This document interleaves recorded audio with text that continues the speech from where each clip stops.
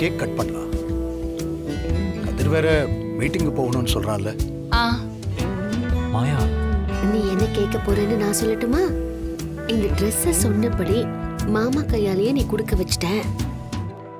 கேக்க எப்படி கட் பண்ண வைக்க போறேன் தானே?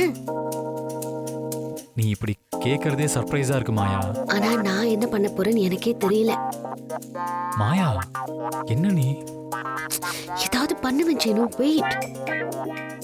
அப்போ கேக் கட் பண்ணட்டும். எல்லாரும் அவனை ஜீவான்னு நினைச்சு வாழ்த்து சொல்லுங்க.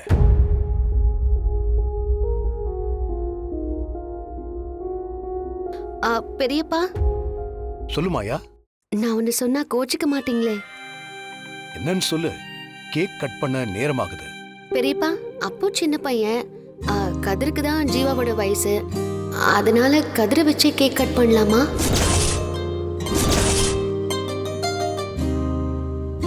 ஆமா பெரியப்பா, மாயாக்கா சொல்றதுதான் கரெக்ட்.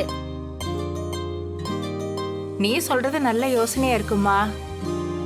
எங்க யாருக்குமே இது தோணல பாரு. அம்மா, அதெல்லாம் வேண்டாம்.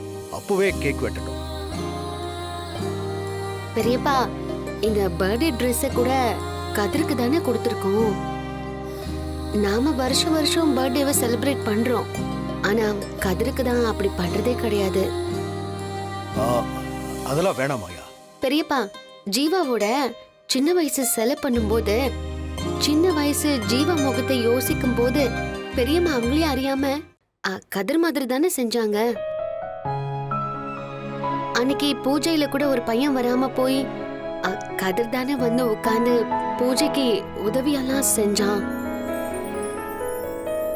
நம்ம குடும்ப வாரிசு கிடைக்கிறதுக்கு கதிர் ஏதோ ஒரு வகையில ஹெல்ப் பண்ணிட்டு தானே இருக்கான். அவனும் நம்ம வீட்டு பையன் தானே, அவன் விட்டுட்டுமே. இதுல யோசிக்க என்ன இருக்கு ரகு? மாய சொல்றது எனக்கும் சரின்னு தோணுது. கேக்க அவனே வெட்டட்டுமே.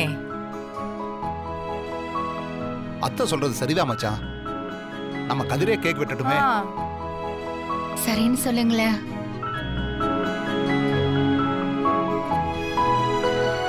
சரி, நேரமாகுது. கட் பண்ண சொல்லுங்க.